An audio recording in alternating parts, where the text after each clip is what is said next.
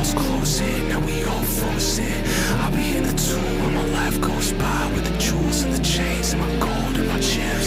Y'all just assume that I'm like your kind. Y'all are weak and I'm not, that's just what I told them. If you ever see what I saw with both eyes, you invade, but that's okay. You are you and I'm him. Bitch, I ain't never gonna forfeit. Force in nature, I ain't never gonna force it. You can leave me, I'll leave behind corpses. I think your death is so gorgeous. Waste all my time, I don't need it anyway.